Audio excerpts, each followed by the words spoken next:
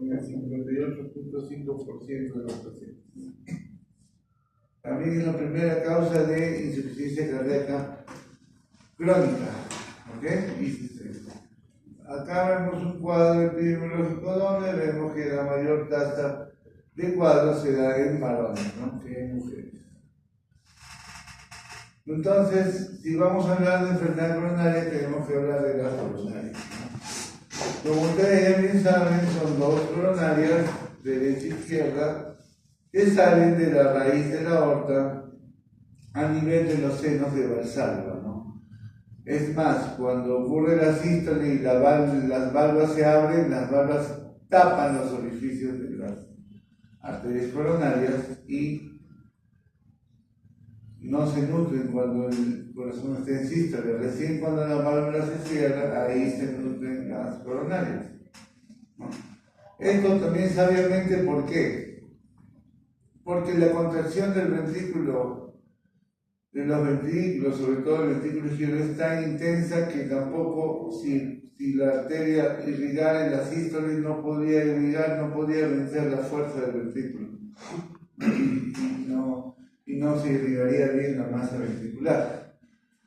Es por eso que está correcto que su irrigación sea más en diástole que en sístole, ¿okay? Entonces, acá tenemos la arteria coronaria izquierda, que es su primera rama, que es la primera parte, se llama el tronco de la coronaria izquierda, que está oculto por la arteria pulmonar, está por detrás de la arteria pulmonar. Recién lo vemos acá cuando ya se está bifurcando en dos vasos. El principal vaso, que es el de acá, que es la descendente anterior, y el otro vaso, que es la circunfleja, que va a bordear el corazón a nivel del surco aurículo-ventricular izquierdo. Por el surco aurículo-ventricular izquierdo, la circunfleja se va hacia atrás del corazón. Y por el surco interventricular, la descendente anterior baja hacia el corazón. Entonces, nuestra descendente anterior, que va a irrigar la parte anterior del corazón y la lateral. ¿Por qué? Por sus arterias diagonales. O sea, las ramas de la descendente anterior se llaman diagonales. ¿Y qué nombre le ponemos? De acuerdo a cómo sale. Por ejemplo, acá, primera diagonal, segunda diagonal, tercera diagonal, y así, ¿no? Y también tiene ramas que van a dar hacia el septum interventricular. Esas ramas son las ramas septales, ¿no? Mientras que nuestra circunfleja, que se fue para atrás, también da ramas para la cara lateral del corazón y la cara posterior, que se llaman arterias marginales, ¿ya? Esas son las marginales. Y también se enumeran de acuerdo a cómo van apareciendo, primera marginal, segunda marginal.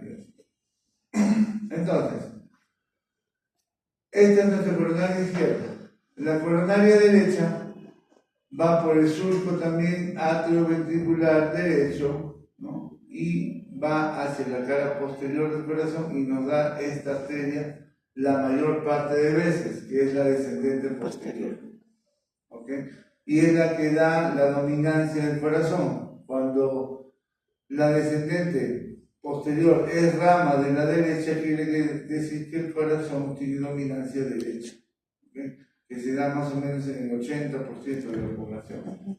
Ahora, lo importante de la derecha es que va a irrigar sobre todo la cara,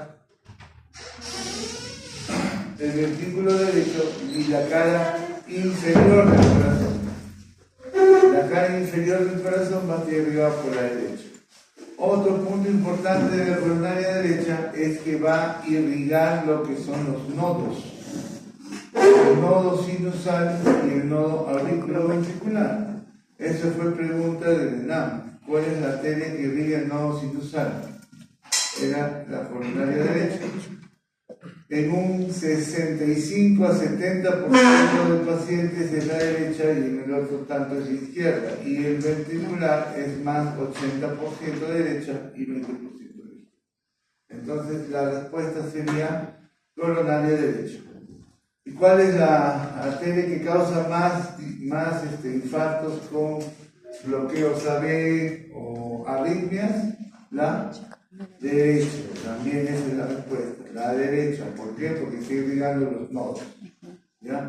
El nodo sinoauricular, que se ubica, como ya saben, por debajo de la desembocadura de la vena cava superior, y el nodo AB, que se ubica en el triángulo de Koch, ¿no?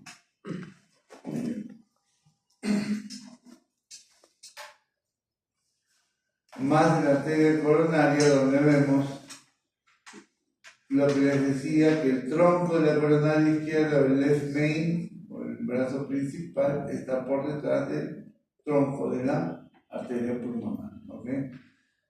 Se divide en dos, circunferencia y diagonal, y la derecha. Nuestro principal vaso para nosotros es la coronaria, es la descendente anterior, y es el vaso que más se obstruye. No sabemos por qué, pero es el que más se obstruye. ¿Ya?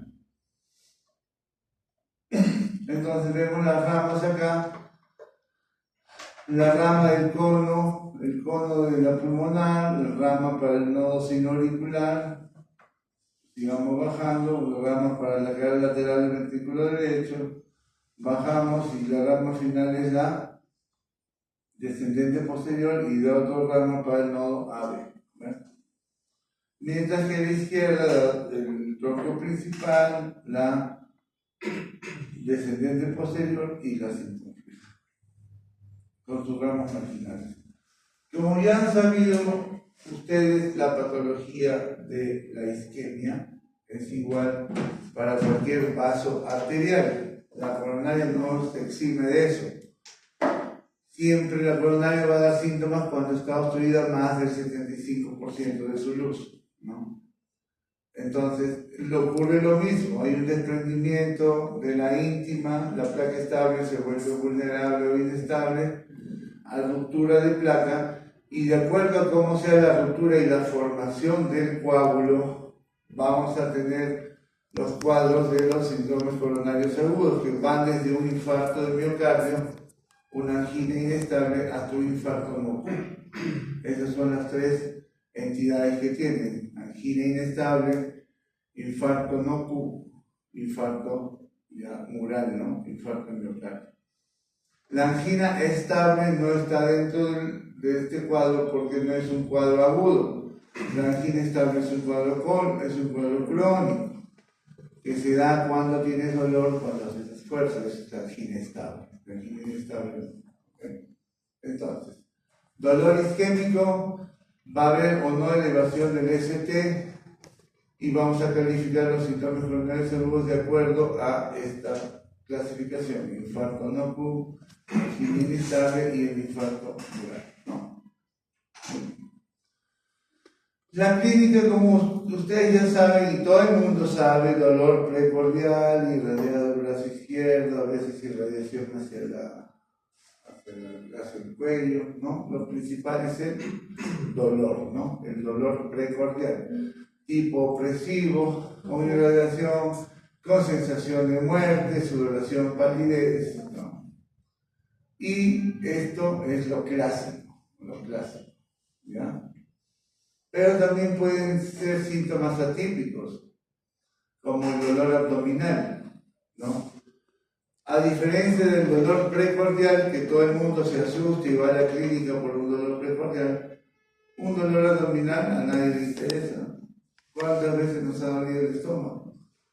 Entonces aquí enmarcar el cuadro y puede llegar ya muy tarde al hospital. Este es lo que le pasó pues al periodista Daniel Peredo, ¿no? Después de una pichanguita tuvo dolor abdominal, no le hizo caso y después ya fue a la clínica cuando ya era muy tarde, ¿no? Estos pacientes tienen que llegar rápidamente a la clínica para ser tratados, ya sea como el tratamiento ideal, que es la angioplastía, o si ya no hay angioplastía o no hay nadie que lo haga, trombolisis, ¿no? También se puede manifestar como un deterioro o una insuficiencia cardíaca, sobre todo una insuficiencia cardíaca aguda, sobre todo cuando hay un infarto de la cara inferior. Cuando hay un infarto de la cara inferior del corazón, el músculo papilar posterior que está irrigado por la arteria coronaria derecha. Si hay un infarto de la coronaria derecha, puede haber una necrosis del músculo papilar. Y este músculo papilar tiene las cuerdas tendidas. Entonces las cuerdas tendidas se rompen, están en el aire y eso ocasiona una insuficiencia o regurgitación mitral aguda con un cuadro de ICC agudo. ¿Ok? Es tributario del tratamiento quirúrgico de emergencia, ¿no? Del 25 al 35% pueden tener infartos silenciosos, especialmente pacientes diabéticos y mayores de 70 años. ¿Okay? Este es un algoritmo donde vemos lo que deberíamos hacer en cuadros de dolor precordial, ¿no? Va desde un electrocardiograma donde van a encontrar las clásicas, ¿no? La elevación de la onda T, el segmento ST, la onda Q, elevación de enzimas, ¿no? Que ya saben cuál es la enzima que primero se eleva. La mioglobina, troponinas, ¿no? Eso le vamos a pedir también en la batería, las enzimas cardíacas. Y con eso ya tú catalogas tu cuadro de infarto, ¿no? Ahora, de acuerdo a los cambios, porque no es muy raro que todos los cambios de elevación del ST estén en todas las derivadas, ¿no? Es raro. Y ustedes saben que las derivadas más o menos nos indican qué parte del corazón puede estar alterada, porque ustedes saben que estas derivadas que están en el plano horizontal de 12, 13 ABF, por ejemplo, en el triángulo de In-Oven, ABF está para acá, ¿no? Hacia abajo. El D2 y el D3 están para acá. Entonces, esto nos indica un cuadro de cara inferior. Este es cara inferior. Por eso, el 80% está catalogado como la coronaria derecha. Cuando tú tienes una elevación o cambios en el electro en estas derivadas, lo más probable es que esté obstruida la derecha, porque 20% solo es circunfleja. Igual en infarto de cara posterior, la coronaria derecha, el anterior sí es por la descendente anterior, inclusive el septal, el septal es B1, B2, el anteroseptal sería del B1 al B4, también por la descendente anterior, y la parte lateral, que es D1, ABL, B5 y B6, básicamente por la circunfleja. ¿Ok? Y los infartos del ventrículo derecho ya por la coronaria derecha. Entonces, a nivel de nuestras derivadas del EKG podemos más o menos definir qué parte de qué arteria estuviera un poco comprometida. Claro que después tienes que hacer un estudio de cateterismo, ¿no? Pero más o menos nos puede indicar qué arteria puede estar obstruida. Entonces, más de lo mismo, ¿no? Por ejemplo, la descendente anterior, ¿qué es? Infarto septal en las derivadas B1 y B2. Si es anterior, B3, B4, lateral alto B1 y lateral bajo B5, B6, aunque la lateral también puede ser por la circunfleja mayormente en D1 a B de B5 y la derecha es más básicamente infero-posterior. ¿Ok? Entonces acá están las derivadas con más o menos donde un infarto en estas derivadas nos indica que es septal. ¿Septal qué arteria puede ser? La descendente anterior, ¿no? Si vemos acá un infarto inferior de 3 ABF, ¿qué arteria? La derecha, ¿no? Y un infarto lateral, la circunfleja, más o menos. ¿Okay? Entonces, una vez que ustedes ya han hecho su estudio diagnóstico, le han pedido sus enzimas, su estudio electrocardiográfico, inclusive pueden pedir una ecocardio también para ver la motilidad del corazón, ¿no? A los pacientes que le vas a hacer un tratamiento percutáneo o lo vas a llevar a sala de operaciones, tienes que hacerle un estudio de coronariografía, ¿no? Inicialmente todo paciente manejado con un infarto debería ser tratado con una angioplastía, ¿no? Llega la emergencia, en menos de media hora tú lo diagnosticas, le haces el estudio, ves ahí el vaso que está obstruido y ahí nomás le haces la angioplastia, ¿no? Entonces, ese es el tratamiento ideal en los hospitales del primer mundo. Pero en nuestros hospitales a veces no hay esos equipos o no hay quien lo haga y entonces ya les queda el recurso de la trombólisis, ¿no? La trombólisis, ¿con qué la hacen? Con el anteplace. ¿Qué es el anteplace?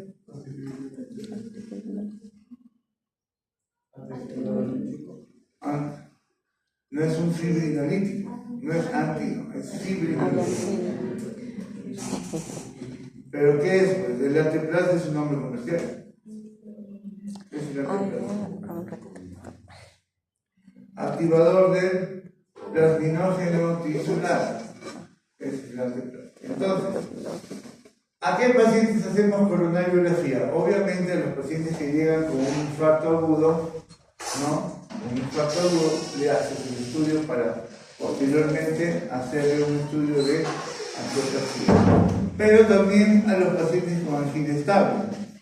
O sea, a los pacientes con angina estable que tienen dolor cuando corren, tú les haces un estudio de una prueba de esfuerzo, digamos, ¿no? O un estrés con dobutamina, un estrés con dobutamina, y te sale más o menos qué arterias son las que están lesionadas o hay una hipomotilidad del corazón, entonces está catalogado como una angina estable. Esos pacientes le haces un estudio de coronariografía programada para que o lo abras con un stent o lo programemos para una cirugía de revascularización, ¿no? Pero ya en un contexto programado, ¿no? Pero también le haces este estudio. Cuando quieres saber un estudio de la anatomía coronaria, obviamente tienes que hacer el estudio de coronaria. Establecer el diagnóstico definitivo de la obstrucción coronaria también para ver qué arteria es la que está obstruida. No solo te tienes que guiar por el estudio del electro o del ecocardio.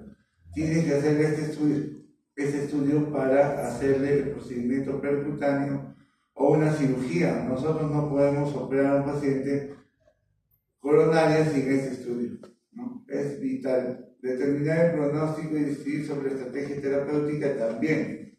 ¿Por qué? Porque si está lesionado un vaso, 2 vasos, 3 vasos, ya te va a definir si le vas a ofrecer angioplastía o llevar tratamiento quirúrgico, ¿no? En las valvulopatías también, ya hemos dicho, todo paciente mayor de 35 o 40 años que entra a hacer operaciones para operarse el corazón, tiene que tener un estudio de coronariografía.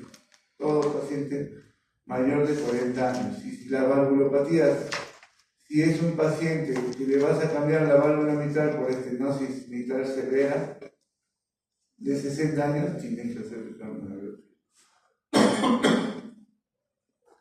Para decidir si el tratamiento va a ser revascularización percutánea o ya una cirugía abierta, ¿no? ¿Qué complicaciones podemos tener aquí? Embolismo aéreo, un infarto, una ruptura de la coronaria también. Entonces, estos son los estudios que hacemos y las proyecciones que hacemos en el cineangiógrafo. O sea, el cineangiógrafo es como un tubo, como una mesa plana que se mueve, ¿no? Una mesa que se mueve. Y tiene como un arco que se mueve en todas las direcciones, para abajo, para arriba, para abajo, adelante, atrás, derecha, izquierda. Entonces, ¿qué hace el cardiólogo? Pulsa la femoral y por la femoral mete un catéter hasta el corazón. Una vez que llega a la raíz del corazón, hay algunos catéteres especiales que se meten fácil a la derecha y otros a la izquierda, ¿no? Entonces, mete su catéter y por el catéter le infiltra una sustancia de contraste, ¿no? Es como una angiografía, es lo mismo. Le mete una sustancia de contraste para ver cómo está la coronaria. Y con esa máquina que es como una máquina de rayos X, le toma las tomas cuando está la coronaria con el contraste, del lado de arriba, abajo, de derecha, izquierda y así. Entonces, de esta forma nacen estas proyecciones. Por ejemplo, aquí dice oblicuo anterior izquierda 30 grados, o 30 grados craneal, o 15 grados caudal. Esas son las proyecciones que tiene la máquina del cineangiólogo. Y eso más o menos nos puede, tú moviendo la cámara, porque tú si pones una cámara puede que las coronarias estén sobrelapadas, ¿no? O sea, si tú pones una imagen así, puede que la descendente anterior y la circunfleja te obstruyan en una imagen así. Pero si la pones por acá, ya abres, la pones para un lado. Esa es la idea de la referencia, ¿ya? Para ver cada segmento de la arteria con una mejor definición. Entonces estas son las proyecciones, ¿no? Una oblicua anterior derecha caudal, que es lo que nos sirve, por ejemplo, para ver el tronco de la coronaria izquierda, la rama proximal de la descendente de la diagonal y de la descendente anterior y de la circunfleja, ¿no? Acá, la oblicua anterior derecha craneal, que nos sirve para ver la coronaria derecha en su parte distal y en su parte media, ¿no? Entonces son algunos ejemplos para que ustedes más o menos sepan cuáles son las diversas proyecciones. La dominancia, como ya hemos hablado, se da por quien da la rama de la descendente posterior, ¿no? La descendente posterior. 85% tiene dominancia derecha, 8% tiene dominancia izquierda y 7% es codominante. ¿Y cómo ves la descendente posterior? Más fácilmente se ve por un estudio de oblicua anterior izquierda craneal, ¿no? Muy bien. Entonces, diversas proyecciones, por ejemplo, en esta imagen, ¿cómo se ve la corona, el corazón? Así. Mientras que si le das a esta imagen, se ve así, ¿no? Son dos proyecciones diferentes de una misma arteria, ¿no? No es igualito. Aquí se ve más, los vasos más distantes y aquí se ven más juntos. Ahí esta es la descendente anterior. En esta posición se ve así y en la otra se ve más. La circunfleja, la derecha, ¿no? Esta es la proyección clásica que nos da a veces este estudio. Y más de lo mismo, para que vean cómo se puede ver. Entonces, ¿esta qué arteria será? Está fácil, ¿no? La derecha, ¿no? La coronaria derecha. Esta rama es la descendente posterior. Entonces tiene una dominancia derecha. Entonces vemos que aquí hay una obstrucción, ¿no? Una obstrucción de la coronaria derecha, ¿no? ¿Ese qué vaso es? La izquierda. A la izquierda, aquí está el tronco. Esta es la circunfleja y esta es la descendente anterior. ¿Cómo nos ubicamos que es la descendente anterior? Por estas ramas de acá, que son paralelas, que son las septales. Estas van al tabique interventricular. Y estas de aquí serían las diagonales. Estas serían las diagonales. Primera diagonal, segunda diagonal. Entonces está obstruida antes de la primera diagonal. Una obstrucción marcada, ahí también se ve, ¿no? Sí. Ahí, ¿qué arteria es esa? Izquierda.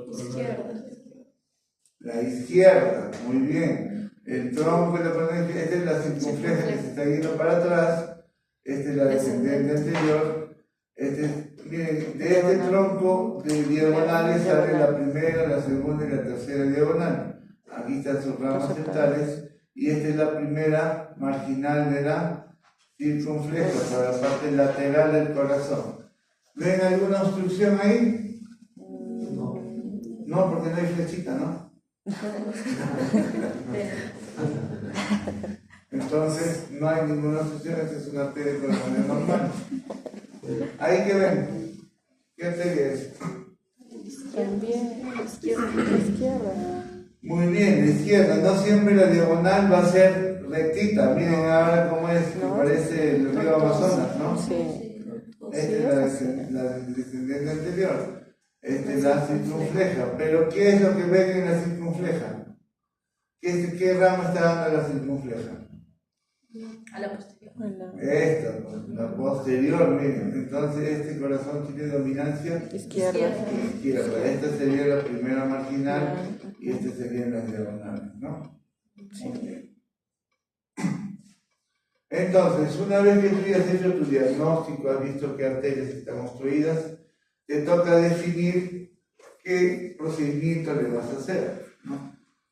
Ya hemos hablado del tratamiento médico que es con la trombolisis, pero lo ideal sería hacer una angioplastia.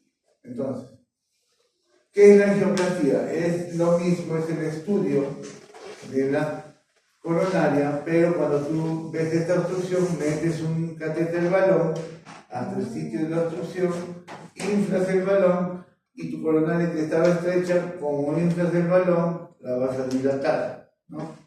Eso se llama angioplastia, su nombre lo dice, plastía del vaso, ¿no? Angioplastia. Entonces, pero esto tiene una tasa tenía una tasa muy alta, con esto se empezó, ¿no? Los estudios de percutáneos, pero tenía una alta tasa de reestenosis. Entonces, ¿qué dijeron? Le hago la angioplastia y le dejo un stent. ¿Cómo es un stent? Es un tubito de una mallita con un resorte de metal, ¿no? Entonces eso lo dejas ahí y de tal manera que ya el vaso no se estreche nuevamente. Ahora los stents están recubiertos de varias sustancias antitrombóticas y demás, antifibrinóticas que hacen que siga abierto a veces muchos años, ¿no? Entonces han aparecido muchos stents ahora. Entonces este sería el balón de angioplastia, miren. Una vez lo desinflas y ya queda el stent, ¿no? Una mallita ahí que te va a abrir el vaso sanguíneo. Entonces, esto se llama una angioplastia. Hay los stents tradicionales que tenemos y los stents bioabsorbibles que se están investigando recién. Estos son los que actualmente se ponen. Una aleación de metales es permanente. Puede generar dificultades en cirugías cardíacas. ¿Por qué? Porque causa una inflamación y después ya es difícil operar porque esa parte queda dura, ¿no? Es difícil operar una arteria que ya tiene un stent. Y está respaldada por muchos estudios científicos, mientras que la otra es un polímero, es bioabsorbible y no interfiere en ninguna cirugía, pero recién se está investigando, ¿no? Entonces, ¿cuándo haces una colocación de stent? Y cuando le pones, ya lo llevas para una cirugía. Eso es un poco difícil de determinar porque también depende de la habilidad del que pone los stents, ¿no? Si es un tigre, te dice que ahora lo pongo hasta 5 stents, te puede revascularizar todas las arterias, ¿no? Pero lo que dice la guía clínica o la teoría es que cuando tienes enfermedad del tronco de la coronaria izquierda, ya va para una cirugía abierta. ¿Por qué? Porque si te ocurre un problema, se rompe esa arteria, se reestenosa, se coagula, pasa algo, se obstruye la izquierda total desde el tronco y ya fuiste, se muere, ¿no? Entonces, mejor para evitar eso es que ya lo lleves de frente al quirófano hasta la operación, ¿ya? Entonces, si tienes una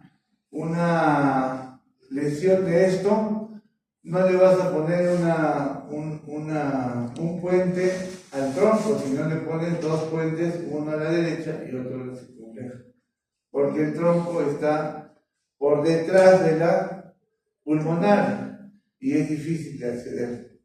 Entonces le pones a las ramas. Cuando hay lesión de tronco, le pones de frente a las ramas. Cuando hay enfermedad coronaria de 3 o más vasos, especialmente con disfunción ventricular izquierda. ¿Cuándo hay disfunción ventricular izquierda? Cuando la presión de eyección es menos de 50%, ¿no? Okay. Entonces, ¿qué injertos ponemos? No ponemos los injertos que nosotros colocamos periféricos, porque esos son sintéticos, ¿no? Son de Gore-Tex, de Dacron, de material sintético, de polímeros. Esos no sirven para las coronarias. Para los coronarios tienes que usar injertos biológicos. Inicialmente se investigó con la vena safena, la vena safena interna, ¿no? En posición al revés porque tiene sus válvulas, entonces lo tienes que colocar invertido, que da una tasa de estenosis del 45% a los 5 años. Después se obtuvo este, que es el mejor injerto de todos, que es la mamaria interna. ¿La mamaria interna es nada de qué? ¿De dónde? ¿La mamaria interna? De la subclavia, muy bien. Es el mejor injerto, el que dura más. También podemos utilizar injertos biológicos, como la arteria radial, pero previamente tienes que hacer el test de Allen para ver si tiene cubital. Porque si le quitas la radial y no tiene cubital, la mano se pierde, ¿no? Entonces, la arteria radial también se usa. Este es un estudio donde nos dice que la arteria mamaria, en este caso la derecha, nosotros usamos la izquierda, principalmente la izquierda, porque la izquierda, la arteria mamaria izquierda, que pasa por más o menos 1 centímetro del borde lateral izquierdo del esternón, por la pared costal, esa calza bien a la descendente anterior. Entonces, si tú la disecas bien bonito, da para que le pongas el puente de la descendente anterior, y es la que más usamos, porque ya hemos dicho que ese vaso es el que más se estenosa, ¿no? Así que ese injerto es el que más usamos. En este estudio ven la patencia de la derecha y ven que la patencia de la derecha es mucho mejor comparada con la vena safena, ¿no? Pero un problema de sacar, a veces se saca las dos, porque esta derecha calza bien para la derecha, o sea, la mamaria derecha calza bien como para la derecha y la izquierda para el descendente anterior, y a veces tú pones dos puentes de las dos mamarias. ¿Cuál es el problema? Que si le sacas la mamaria, las dos mamarias, dejas al esternón sin irrigación y puede ser asiento de infecciones. Sobre todo la principal infección que tenemos nosotros cuando operamos corazón abierto es la mediastinitis por infección del esternón. ¿Ok? Esa es nuestra principal complicación. Muy bien. Entonces, este es un ejemplo, ¿no? Por ejemplo, este paciente necesita dos puentes, a la derecha y a la descendente anterior. Entonces, diseco mi mamaria y la mamaria viene de frente, o sea, tú solo tienes que hacer la anastomosis distal. ¿Ven? Solo la anastomosis distal porque ya viene de frente del vaso. Tú no lo estás cortando acá de la subclavia, lo dejas con esa irrigación y viene de ahí el puente a la descendente anterior.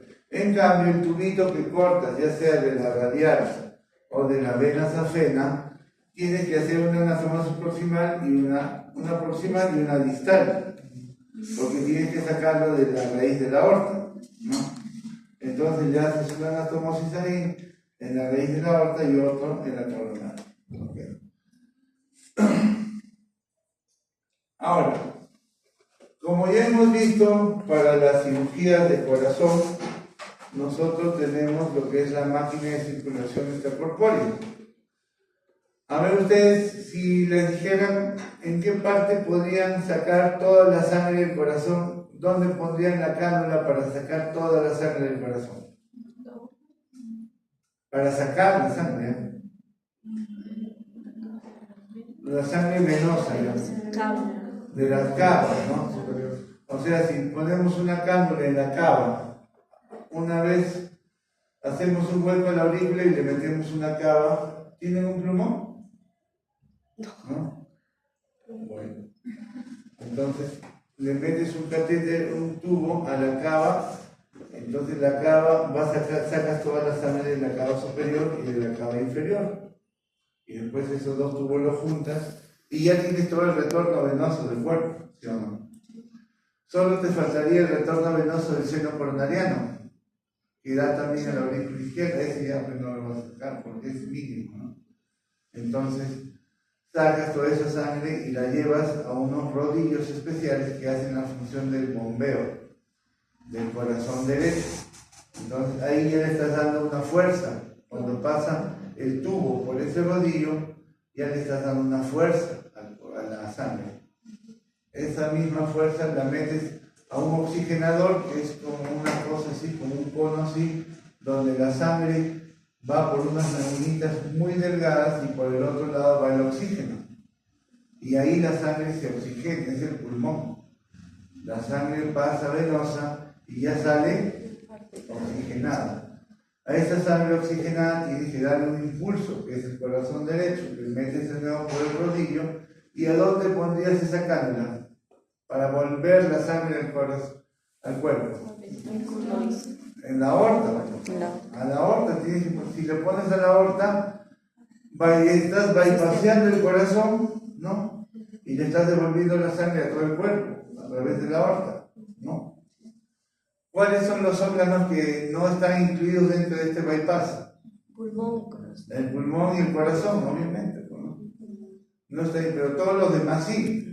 Pero obviamente esta máquina te va a dar un flujo continuo, o sea, tu presión va a ser así, una línea, en 50, 60 milímetros de mercurio, más o menos, que es la presión arterial media, por la cual los órganos se pueden nutrir, más o menos 60. Si está en 60 está bien, pero no es pulsátil, pues nuestra onda es así, por el corazón, es pulsátil, este es continuo, ¿no? Pero se va a irrigar todos los órganos, excepto, como ustedes muy bien han dicho, los otros dos. Entonces, ¿cómo se irrigaría el pulmón?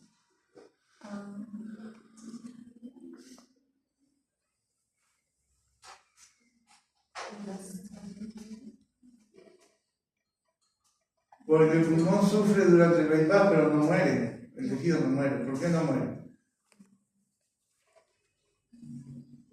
Porque la irrigación pulmonar también tiene las ramas de las arterias bronquiales. No solo es una irrigación netamente de la pulmonar, sino también nutritiva de las arterias bronquiales. Las arterias bronquiales vienen a través de las intercostales torácicas, y las intercostales vienen de la aorta, y esta va a estar nutrida en el bypass, ¿no? O sea, obviamente que no se va a nutrir tampoco. Por la pulmonar no va a pasar nada, pero va a pasar por esta, que es suficiente como para que el pulmón resista, porque durante el bypass el pulmón está parado. El pulmón no funciona. No necesitamos que funcione, porque ¿para qué va a funcionar?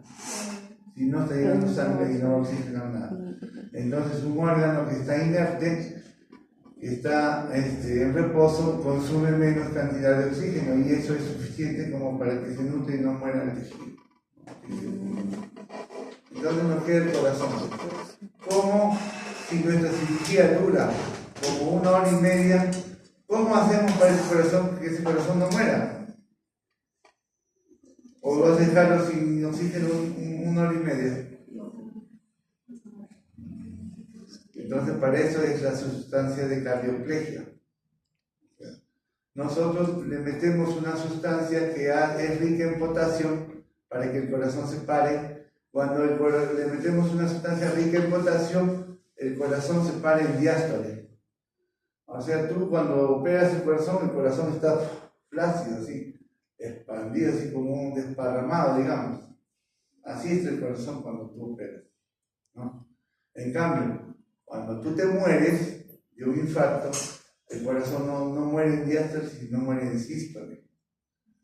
¿Por qué? Porque la sístole del corazón, la sístole depende de la bomba de sodio, o sea, la diástole depende de la bomba de sodio, potasio, etc.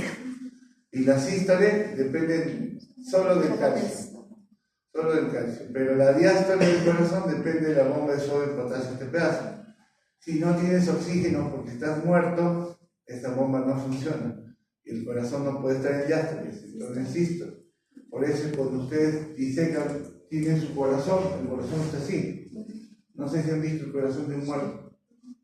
Está así comprimido. No es lo mismo cuando nosotros operamos. Ahí está desparramado, es diferente. Más fácil de operar incluso.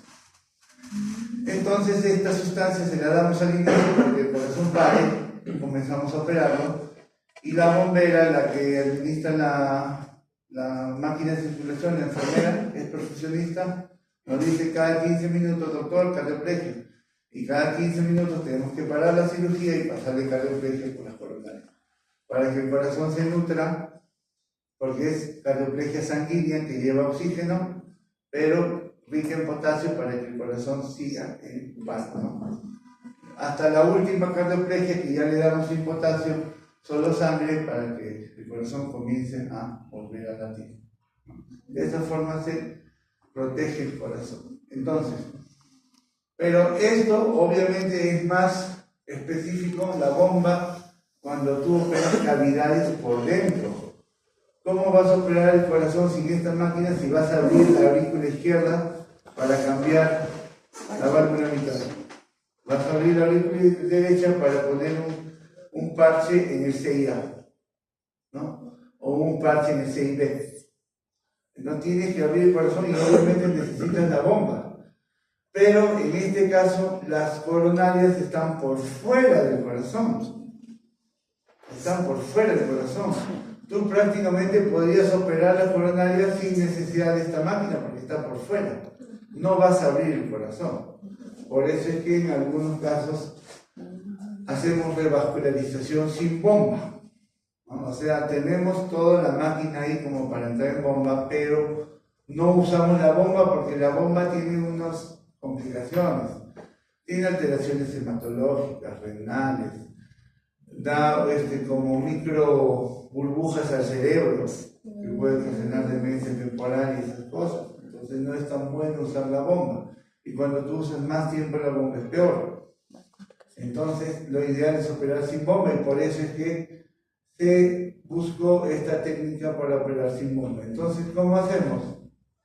Hay unos aparatos especiales, en este caso que se llama Octopus, donde son como unas ventosas que tienen que se pegan al miocardio.